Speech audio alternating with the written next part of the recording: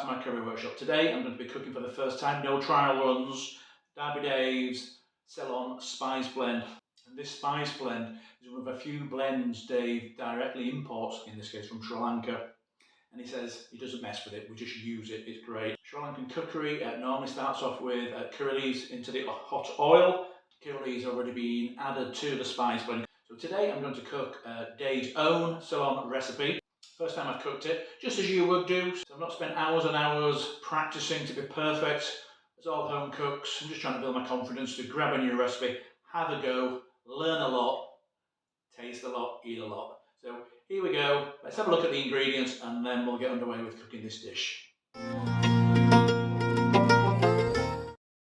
Let's have a look at the ingredients. So we are using 4 tablespoons of vegetable oil, a 10cm piece of cassia bark and 3 green cardamom pods, 2 brown onions finely diced, approximately 300 grams, 2 whole chilies, 1 tablespoon of garlic ginger paste, 2 medium chicken breasts diced into bite-sized pieces, 5 teaspoons of Derbydave's fantastic Ceylon spice blend. We'll also be adding 1 teaspoon of Derbydav's Kashmiri mild red chili powder. Dave's recipe uses passata, so I'll be adding in 1 cup of passata, followed by 200 millilitres of coconut milk. And what I'm really after in here is the thick cream, so I'm hoping the cream settled out towards the top in this can. Salt to taste. I'll be adding some warm water as required to adjust the consistency of the gravy. And once cooked, I'll be garnishing with coriander and 2 finely sliced green chilies. Okay, let's get cooking. In with 4 tablespoons of oil and 4. Let that come through to temperature. Whilst doing so, just as we would at home, I'm going to dice up my onions. Oil's started to glimmer a little bit on the surface now, so I'm going to go in with the cassia bark and the 3 cardamom pods. Quick stir. Put the heat down a little to medium. Give that a few minutes whilst I finish dicing the onions. A lovely aroma from the cassia bark there and the cardamom pods. Then we'll now go in with the onions and the 2 whole green chilies. Get the onions into the oil. Drop the heat to medium and I'll cook the onions for about 7 to 10 minutes until they're nice and soft and start to become translucent. The onions have been cooking now for just about 10 minutes. So we're going to go in with 1 tablespoon of garlic ginger paste. Stir, cook out the rawness. It's about a minute. Normally the sizzling subsides is a good sign. The sizzling sound from the garlic and ginger starts to subside now. So it's time to go in with the chicken. So this is 2 diced medium chicken breasts. Stir the chicken round.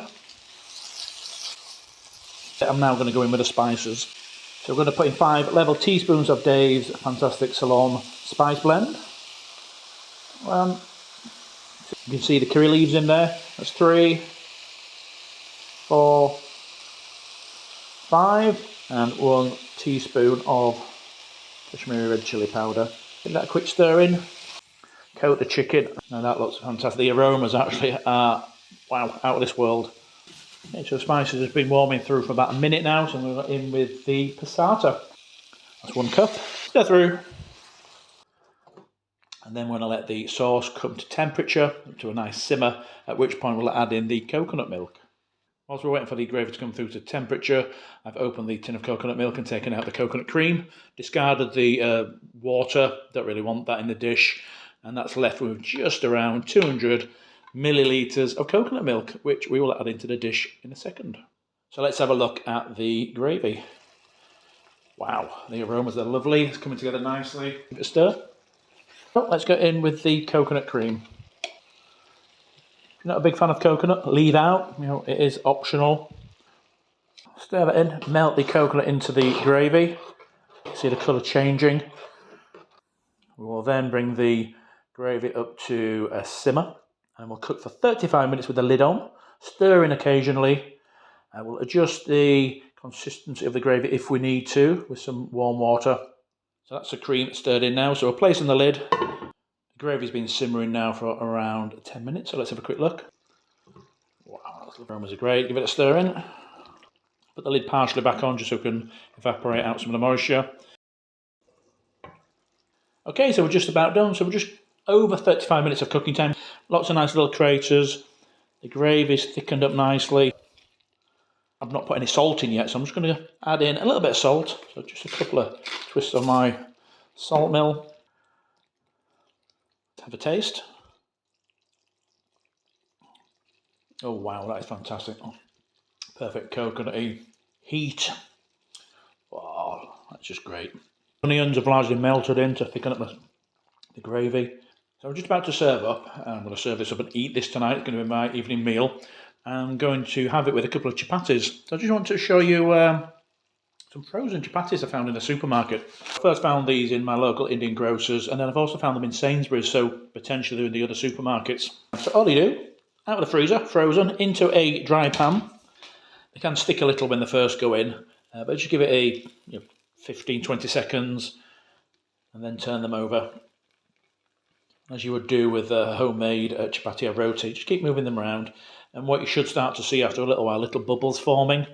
Now, I've never had one of these fully blow up as homemade ones do, but they're not bad and they taste pretty good as well for a supermarket product.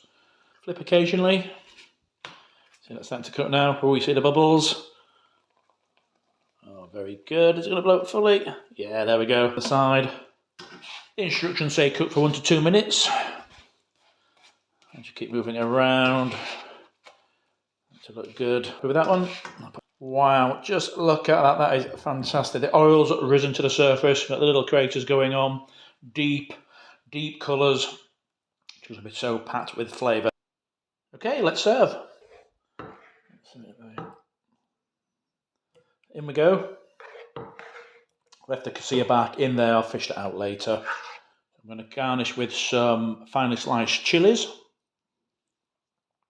Those around. I'll put in a couple of raw chilies too. And last but not least, some coriander. Sprinkle that around. Well, that just looks fantastic. Time for a taste test. Let's grab some chapati. Let's get in there, see if we can find some chicken. I'll bring that to the camera. Whoa. There we go. That again is another hit of a dish, Dave. That is out of this world. Wow, you just don't get much better than that. Wow. If you liked my video today, please like and subscribe to my YouTube channel and also my Facebook page. Thanks for watching and see you all soon.